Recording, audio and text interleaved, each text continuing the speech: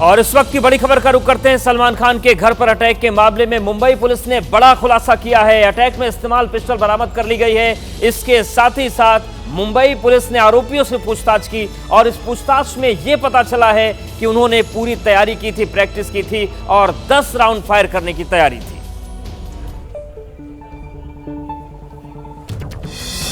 Salman Khan firing मामले में बेहद ही चौंकाने वाला खुलासा हुआ है।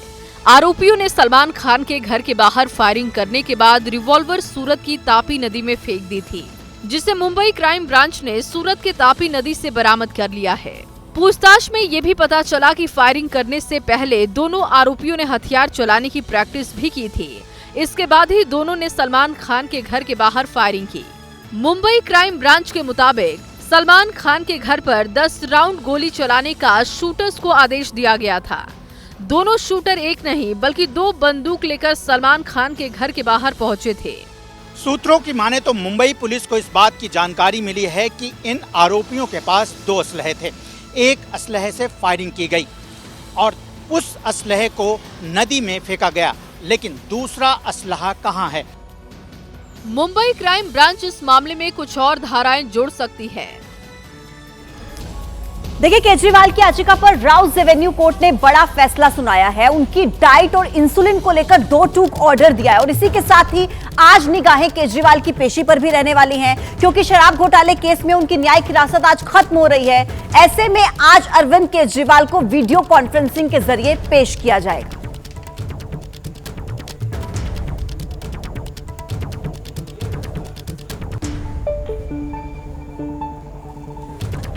इसी खबर पर ज्यादा जानकारी के साथ मेरे सहयोगी दीपक रावत इस वक्त फोन लाइन पर जुड़ गए हैं। दीपक, क्या जानकारी मिल रही है? कल राउज एवेन्यू कोर्ट ने उनकी डाइट और इंसुलिन को लेकर 2 टूक शब्दों में ऑर्डर दिया और आज उनकी पेशी वीडियो कॉन्फ्रेंसिंग के जरिए।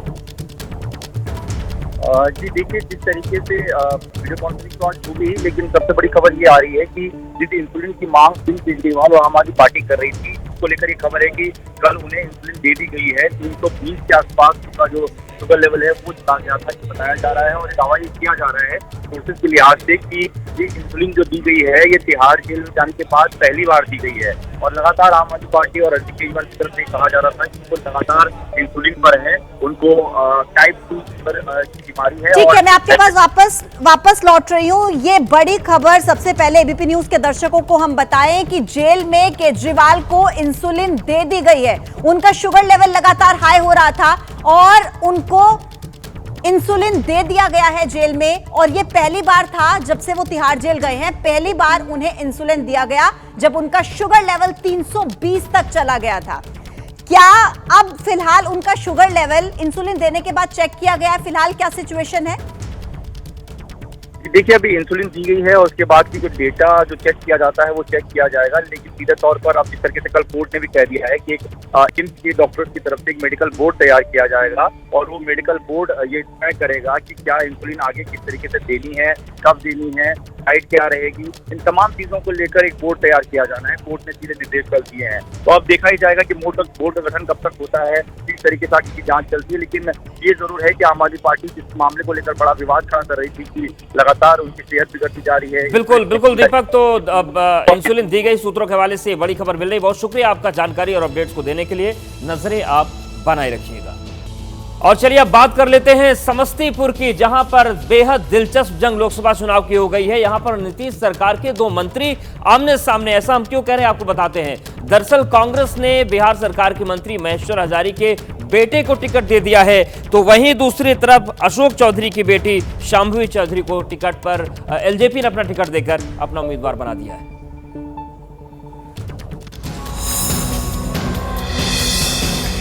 बिहार में नीतीश कैबिनेट के 2 अहम चेहरे, पहली तस्वीर में अशोक चौधरी तो दूसरी तस्वीर में महेश्वर हजारी। दोनों ही लीडर जेडीयू से हैं और बिहार सरकार में मंत्री हैं। लेकिन अब लोकसभा चुनाव के मैदान में दोनों ही नेताओं की टक्कर होने वाली है। ऐसा इसलिए क्योंकि इन दोनों नेताओं के बेटा और बेटी समस्तीपुर से आमने सामने हैं। चिराग पासवान ने एनडीए की ओर से नीतीश कुमार के बेहद खास मंत्री अशोक चौधरी की बेटी शांभवी चौधरी को उतारा है। शांभवी चर्चित आईपीएस रहे किशोर कुणाल की बहू भी हैं। शांभवी को जीत दिलाने के लिए एनडीए के नेता लगातार मेहनत कर रहे हैं। समस्तीपुर की जंग तब और रोचक हो गई जब इंडिया गठबंधन की ओर से कांग्रेस ने सनी हजारी को टिकट दे दिया। सनी हजारी नीतीश मंत्रिमंडल में मंत्री महेश्वर हजारी के बेटे हैं। सनी हजारी ने कुछ दिन पहले ही कांग्रेस का दामन थामा है। जाहिर है कि शांभवी चौधरी और सनी हजारी के मैदान में उतरने से जेडीयू में हलचल काफी तेज हो गई है। मिशन 400 पार के लक्ष्य में बीजेपी ने पहली जीत हासिल कर ली है। गुजरात की सूरत सीट से बीजेपी के उम्मीदवार मुकेश दलाल निर्विरोध चुन लिए गए हैं, क्योंकि वहां पर कांग्रेस के प्रत्याशी का नामांकन रद्द हो गया। लेकिन इसके बाद सियासी बयानबाजी तेज है। गुजरात में और देश में पहला कमल खिला और इस जीत के साथ ही बीजेपी ने मिशन 400 पार के टारगेट पर पहली कील ठोक दी। ये है बीजेपी उम्मीदवार मुकेश दलाल, जो वोटिंग और काउंटिंग से पहले ही गुजरात की सूरत सीट पर बीजेपी का परचम लहराने में कामयाब रहे। लोकसभा में आज मुझे निर्विवादित विजय घोषित किया गया है, तो गुजरात में और देश में पहला कमल खिला। दरअसल इलेक्शन में इनकी सिलेक्शन की कहानी बड़ी दिलचस्प है। इस सीट पर कांग्रेस उम्मीदवार का प्रस्तावक के चक्कर में नामांकन रद्द हो गया। दरअसल प्रस्तावकों ने कहा कि नॉमिनेशन फॉर्म पर उनके दस्तखत नहीं हैं और 7 निर्दलीय उम्मीदवारों ने अपना नाम वापस ले लिया। इस तरह बिना लड़े ही मुकेश दलाल ने बाजी मार ली, लेकिन कांग्रेस को ये जीत खल गई। राहुल गांधी ने एक्स पर लिखा, तानाशाह की असली सूरत एक बार फिर से देश के सामने है। आज हनुमान जयंती है। लोकसभा चुनाव का जो प्रचार है वो अपने चरम पर है। आज जहां मुख्यमंत्री योगी आदित्यनाथ रामायण के राम का किरदार निभाने वाले अरुण गोविल के लिए प्रचार करेंगे, वहीं अखिलेश और मायावती भी अपने चुनावी मैदान में होंगे।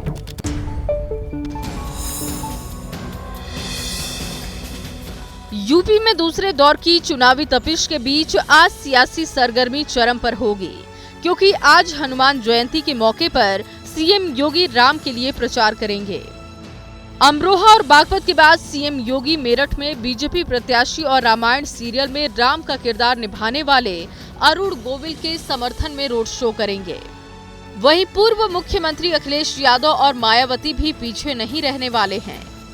अखिलेश यादव हनुमान जयंती के मौके पर मेरठ, अलीगढ़ और बागपत में चुनावी रैली करेंगे, तो वहीं बीएसपी चीफ मायावती भी मेरठ और अलीगढ़ में हुंकार भरेंगी। आपको बता दें कि दूसरे दौर का चुनावी शोर कल थम जाएगा। इससे पहले यूपी के दिग्गजों ने पूरी ताकत झोंक दी है। दूसरे दौर में यूपी की 8 सीटों पर वोटिंग होनी है, जिसमें मेरठ, अमरोहा, बागपत, गाजियाबाद, गौतम बुद्ध नगर, बुलंदशहर, अलीगढ़ और मथुरा शामिल है।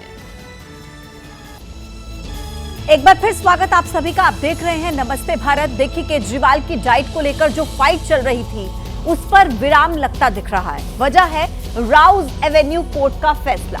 केजरीवाल की याचिका पर कोर्ट ने बड़ा फैसला सुनाया है, लेकिन इसी बीच बड़ी खबर आम आदमी पार्टी के सूत्रों के हवाले से मिल रही है। केजरीवाल पर अभी की बहुत बड़ी खबर यह है कि तिहाड़ में केजरीवाल को इंसुलिन दी गई। केजरीवाल का शुगर लगातार हाई हो रहा था, 320 तक चला गया था मुख्यमंत्री अरविंद केजरीवाल का शुगर लेवल। आम आदमी पार्टी के सूत्रों ने दावा किया है कि ईडी की गिरफ्तारी के बाद केजरीवाल को पहली बार जेल के अंदर इंसुलिन दिया गया है।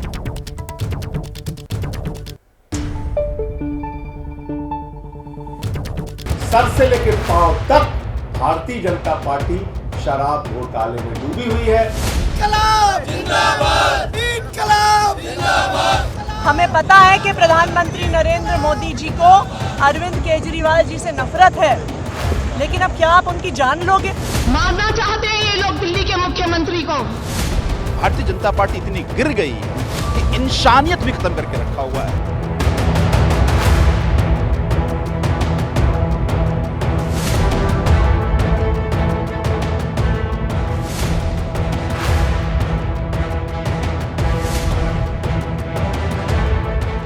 ये आम आदमी पार्टी की सियासी पिक्चर का ट्रेलर है। 21 मार्च को जब केजरीवाल गिरफ्तार हुए तो आम आदमी पार्टी ने प्रेस कॉन्फ्रेंस पॉलिटिक्स शुरू की। कभी बीजेपी को शराब घोटाला का सूत्रधार बताया, तो कभी तिहाड़ जेल पर आरोपों की बौछार की। लेकिन अब इसी पॉलिटिक्स इंसुलिन का ऐसा चैप्टर जुड़ा जिससे राजनीति में महाभारत छिड़ गया। शुगर लेवल पर देश से लेकर दिल्ली तक राजनीति का पारा आसमान पकड़ रहा था, जो कोर्ट के आदेश के बाद अब सियासी पारा नीचे आता दिख रहा है। कोर्ट ने कहा है कि जेल अथॉरिटी एम्स के सीनियर डायबिटोलॉजिस्ट के साथ मिलकर एक बोर्ड का गठन करेगी और वो बोर्ड अपनी रिपोर्ट में जो कोर्ट में उनको दायर करना होगा उसमें वो बताएंगी कि क्या अरविंद केजरीवाल जी को अभी इंसुलिन की जरूरत है या नहीं है। सवाल है कि क्या अरविंद केजरीवाल अब जेल में शांत बैठ जाएंगे, क्योंकि केजरीवाल की गिरफ्तारी के बाद दिल्ली की सियासत में हर रोज नया चैप्टर जुड़ रहा है। 21 मार्च के बाद से ही केजरीवाल की पार्टी बीजेपी को पानी पी पी कर कोस रही है और जेल प्रशासन भी आरोपों की जद में है। ये ऑर्डर साफ कर देता है कि 22 दिन से अरविंद केजरीवाल को सही मेडिकल केयर नहीं मिल रही थी, उनको स्पेशलिस्ट डॉक्टर नहीं मिल रहा था। तो आज कोर्ट के आदेश से एम्स के स्पेशलिस्ट डॉक्टर्स का बोर्ड अरविंद केजरीवाल जी की जांच करेगा और हम उम्मीद करते हैं कि वो बोर्ड आज ही बैठेगा और अरविंद केजरीवाल जी का जो बढ़ा हुआ शुगर लेवल है उसमें तुरंत इंसुलिन। केजरीवाल की पार्टी के आरोपों पर बीजेपी भी हमलावर है। बीजेपी इसे नौटंकी बता रही है। बीजेपी प्रवक्ता आरपी सिंह ने एक्स पोस्ट पर लिखा, पढ़ी लिखी अनपढ़ मंत्री को ये पता होना चाहिए डाइट चार्ट डायबिटीज के डॉक्टर नहीं बनाते हैं। वो डाइटिशियन को मरीज की कंडीशन बता देते हैं और उसके अनुसार डाइटिशियन डाइट चार्ट बनाते हैं। कुछ भी उलझलूल बोलकर मंत्री जी अपना उपहास क्यों उड़वाती है।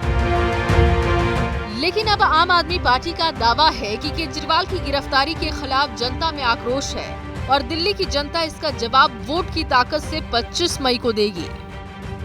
दिल्ली के अंदर अरविंद केजरीवाल की गिरफ्तारी के खिलाफ लोगों में आक्रोश है। जिस दिन अरविंद केजरीवाल को गिरफ्तार किया गया, दिल्ली के लोग आक्रोशित हुए, लोग दुखी हुए। लेकिन उसके बाद जिस तरह से लगातार जेल के अंदर अरविंद केजरीवाल के साथ अत्याचार हो रहा है, उनके परिवार के लोगों को बच्चों से मिलने से मना कर दिया गया, जिस तरह से आज उनकी तबीयत खराब है, शुगर लेवल लगातार बढ़ रहा है और उनको दवा भी नहीं दी जा रही है, उनको तड़पाया जा रहा है, इसका जवाब लोग अपने वोट की ताकत से देंगे।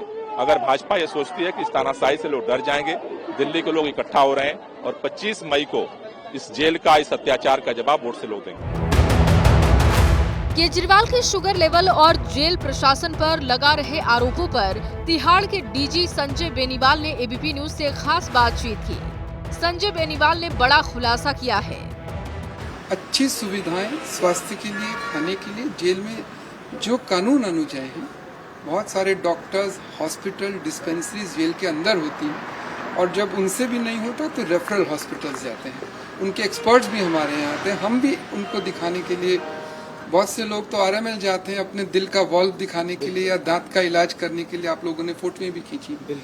तो ये तो सामान्य प्रक्रिया है, सबके लिए होती है, हर किसी के लिए है, तो इसमें कोई भेदभाव तो है नहीं। जिसका जो इलाज है, जिस स्तर का, जिस डॉक्टर से होता है, उससे उसका कराने की हमारी यथासंभव कोशिश रहती है। केजरीवाल की गिरफ्तारी के बाद ऐसा कोई दिन नहीं गुजरा जब आम आदमी पार्टी शांत बैठी हो। अब कोर्ट से झटका लगने के बाद आम आदमी पार्टी की आगे की प्लानिंग क्या है, ये देखना दिलचस्प रहेगा। लेकिन आज निगाहें केजरीवाल की पेशी पर भी रहेंगी, क्योंकि आज केजरीवाल की न्यायिक हिरासत खत्म हो रही है। Bureau report, ABP news. तो देखिए, खबर ये आ रही है कि जेल में केजरीवाल को इंसुलिन दे दी गई है। इस पर कल राउस एवेन्यू कोर्ट में सुनवाई हुई थी। कोर्ट में कल क्या क्या हुआ था, ये आइए आपको ग्राफिक्स के जरिए हम बताते हैं कि क्या मांग की गई थी, क्या डिमांड थी और क्या कोर्ट की तरफ से कहा गया। देखिए, डिमांड थी कि इंसुलिन दिया जाए और फैसला हुआ कि इंसुलिन जो है वो दे दिया गया है। एम्स के डॉक्टर ये तय करेंगे। डिमांड थी कि इंसुलिन दिया जाए। फिर दूसरी डिमांड थी कि प्राइवेट डॉक्टर से कंसल्टेशन हो और इस पर कोर्ट का फैसला आया कि एम्स के जो डॉक्टर हैं वो इलाज करेंगे। और देखिए, इसके अलावा जो डिमांड की गई थी आम आदमी पार्टी की तरफ से, केजरीवाल की तरफ से, घर से भेजे जा रहे खाने में डॉक्टरी सलाह की अनदेखी हुई है। केजरीवाल की डाइट पर कोर्ट की तरफ से यह कहा गया कि जो घर से खाना भेजा जा रहा था उस पर डॉक्टरी सलाह की अनदेखी की गई है, कि जो डॉक्टर का रेकमेंडेशन था उसे अनदेखा किया गया। डाइट में आलू, अरबी, आम नहीं, लेकिन फिर भी भेजे गए। कहा कि जो डॉक्टर हैं उनका रेकमेंडेशन था कि आलू, अरबी, आम ये नहीं होना चाहिए, लेकिन फिर भी भेजा गया। डाइट चार्ट की अनदेखी की वजह समझना मुश्किल है, ये केजरीवाल की डाइट को लेकर कोर्ट की तरफ से कहा गया। और आइए अब आगे बढ़ते हैं और केजरीवाल को लेकर एक और जो बड़ी खबर आ रही है वो आपको दे दें।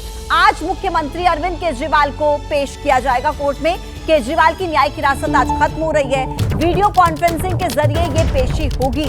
तो देखिए, शराब घोटाला केस में अरविंद केजरीवाल की न्यायिक हिरासत आज हो रही है खत्म और इसी को लेकर वीडियो कॉन्फ्रेंसिंग के जरिए उन्हें कोर्ट में पेश किया जाएगा।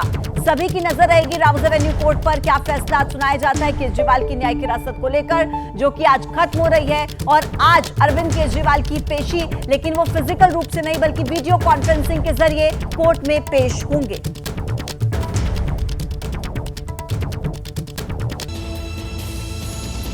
कहते हैं राजनीति में कोई भी मुद्दा पुराना नहीं होता, सहूलियत के हिसाब से मुद्दे बना लिए जाते हैं। जी हां, पिछले महीने राहुल गांधी ने एक बयान दिया था और इसी बयान को आधार बनाकर बीजेपी ने मनमोहन सिंह के 18 साल पुराने बयान के एक हिस्से को जोड़ दिया।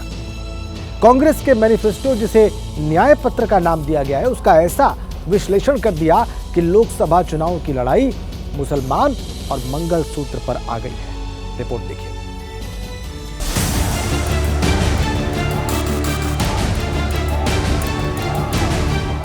ये अर्बन नक्सल की सोच, मेरी माताओं बहनों, ये आपका मंगलसूत्र भी बचने नहीं देंगे।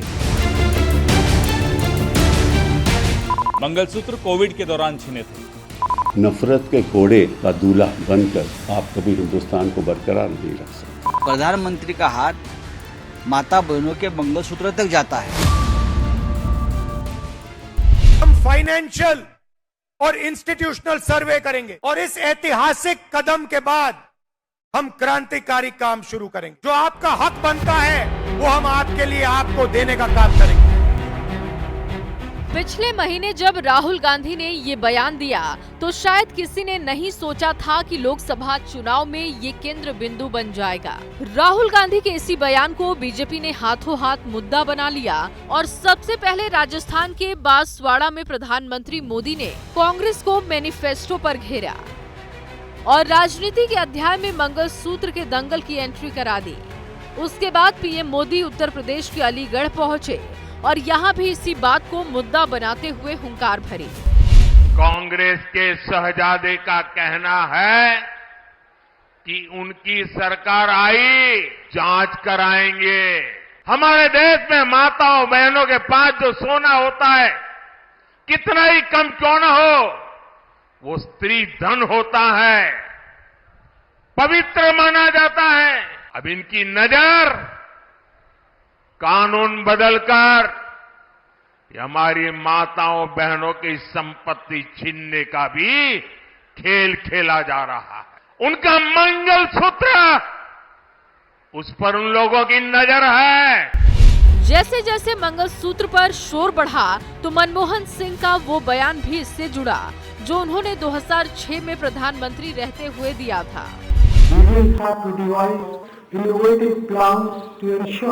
that minorities, particularly the Muslim minority, are empowered to share equitably in the fruits of development. They must have the first claim on our resources. विकास के दावों और वादों से जो चुनाव शुरू हुआ था वो मंगलसूत्र और मुसलमान पर आ गया है। ऐसी बहस छिड़ी है जो दिनों दिन आसमान पकड़ रही है। 18 साल पुराने मनमोहन सिंह के बयान और राहुल गांधी के बयान को जोड़कर प्रधानमंत्री मोदी ने नया दांव चला है। ये कांग्रेस का मैनिफेस्टो कह रहा है कि वो माताओं बहनों का सोने का हिसाब करेंगे, उसकी जड़ती करेंगे, जानकारी लेंगे और फिर उस संपत्ति को बांट देंगे और उनको बांटेंगे जिनको मनमोहन सिंह जी की सरकार ने कहा था कि संपत्ति पर पहला अधिकार मुसलमानों का है।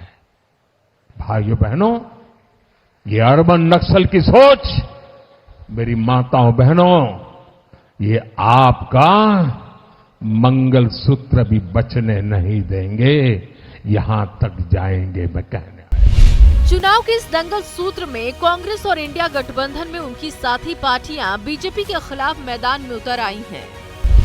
कौन सा मुस्लिम लीग का इशू है। उसमें सब महिला को 1-1 लाख रुपए सालाना देना, ये मुस्लिम लीग का है प्रोग्राम। और किसानों के लिए हम उनकी लीगल गारंटी MSP पे करेंगे। ये क्या किसानों का, ये क्या मुस्लिम लीग का है? बोलो आप कौन सा मुस्लिम लीग का है? अरे 25 गारंटी हमने जो दी सबके लिए दिए हैं। अरे नाब, हिंदुओं की आबादी 80%, मुसलमानों की आबादी 14%, 14% से 80% को क्या खतरा हो सकता है?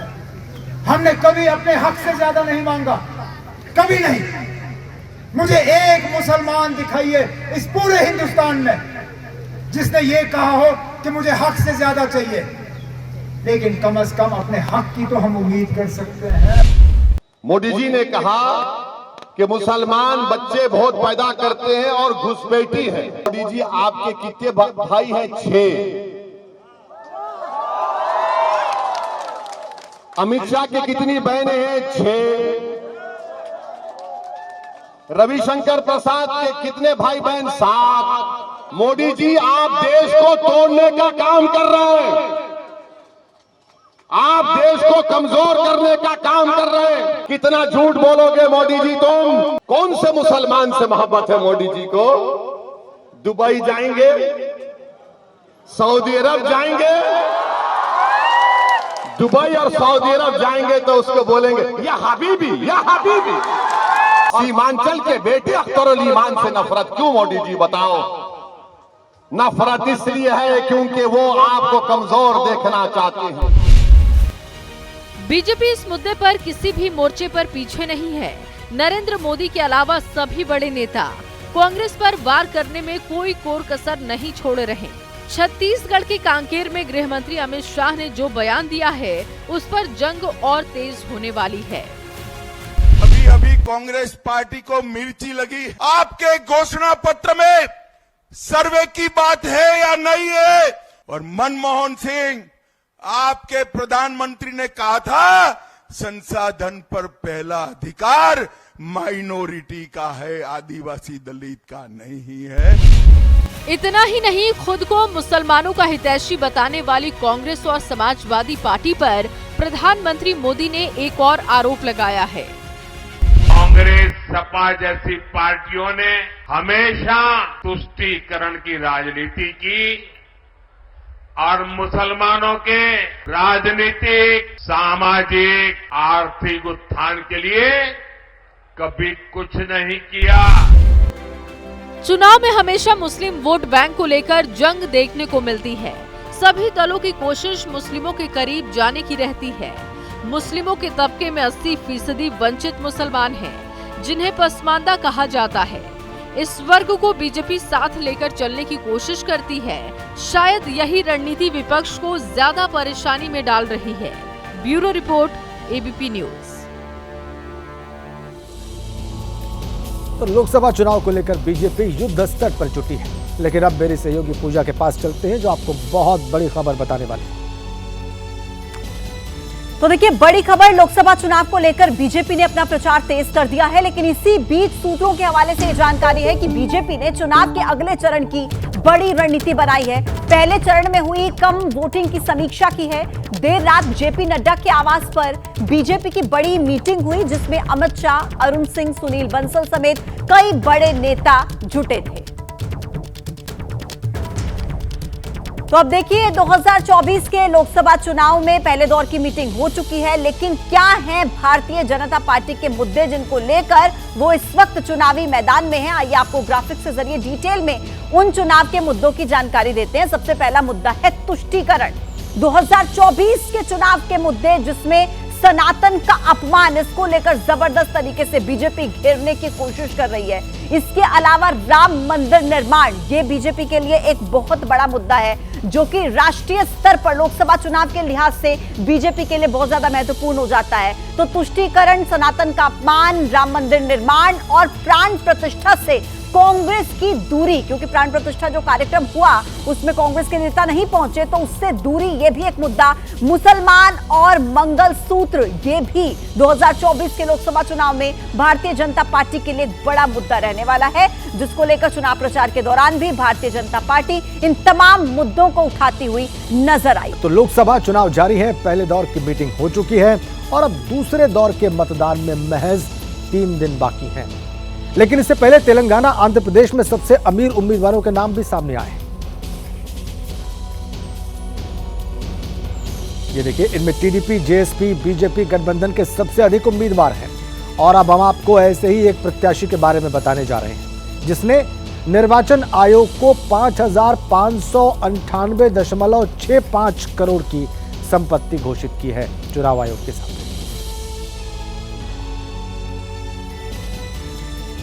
तस्वीरें आप देख रहे हैं, चुनावी मैदान में कौन कौन से ऐसे लोग हैं। चलिए मेरी सहयोगी पूजा के पास चलेंगे, जो धनवान प्रत्याशियों की पूरी डिटेल आपके सामने रखने जा रही है। तो देखिए, चुनावी मैदान में जो प्रत्याशी हैं, ऐसे कौन से प्रत्याशी हैं, ऐसे कौन से उम्मीदवार हैं जिनके पास बहुत ज्यादा संपत्ति है, सबसे ज्यादा संपत्ति है, उसकी डिटेल में जानकारी ये ग्राफिक्स के जरिए हम आपके सामने रखने वाले हैं। सबसे पहला नाम जो है इसमें है आंध्र प्रदेश के गुंटूर से टीडीपी के पेम्मासानी चंद्रशेखर से निर्वाचन आयोग को अपनी जो संपत्ति है वो घोषित की है। 5,598.65 करोड़ की जो संपत्ति है वो घोषित की है पेम्मासानी चंद्रशेखर, जो कि टीडीपी के प्रत्याशी हैं। सीट है गुंटूर, आंध्र प्रदेश, और संपत्ति देख लीजिए आप कितनी। अगली सीट देखिए, चेवल्ला पीसी तेलंगाना, संपत्ति है 4,568 करोड़ की और नाम है कोंडा विश्वेश्वर रेड्डी, जो कि बीजेपी के प्रत्याशी हैं। इसके अलावा जो और नाम शामिल हैं इस पूरी लिस्ट में धनवान प्रत्याशियों के, जिनके पास बहुत ज्यादा संपत्ति है, उन्हीं में अगली सीट आती है कडप्पा आंध्र प्रदेश की। नाम है वेमी रेड्डी प्रभाकर रेड्डी, जो कि टीडीपी के प्रत्याशी हैं और संपत्ति है 715 करोड़ 62 लाख रुपए की। तो देख लीजिए चेहरे के साथ नाम, सीट अगली है कडप्पा आंध्र प्रदेश की सीट है ये भी, और संपत्ति है 182 करोड़ की। वाईएस शर्मिला रेड्डी, जो कि कांग्रेस की प्रत्याशी हैं। तो ये वो लिस्ट है जो कि चुनावी मैदान में है। अगली सीट है इसमें महबूब नगर की, तेलंगाना की ये सीट है। संपत्ति है 66 करोड़ 4 लाख की और नाम है डीके अरुणा, बीजेपी की प्रत्याशी हैं। तो देखिए, ये वो तमाम सीटें और साथ ही साथ प्रत्याशियों के नाम। अब आप आगे देख लीजिए, हैदराबाद की टक्कर आपको हम दिखाने जा रहे हैं। सदुद्दीन ओवैसी आईएम से हैं और साथ ही वर्सेस माधवी लता बीजेपी से हैं। लंदन से लॉ की डिग्री उस्मानिया जो है वो हासिल की, यूनिवर्सिटी से पॉलिटिकल साइंस में मास्टर्स की डिग्री हासिल की। तो ये जो दो प्रत्याशी, इनके बीच सीधी टक्कर, इनके बारे में डिटेल जानकारी। 40 साल से ओवैसी परिवार का और 20 साल से समाज सेवा। तो देखिए, ये इनका पूरा का पूरा जो डिटेल जानकारी है वो आपके सामने है। 2004 से लगातार सांसद रह चुके हैं, मुस्लिम बहुल इलाकों में अच्छी पकड़ रखते हैं, और वहीं माधवी लता की कट्टर हिंदुत्व की छवि है।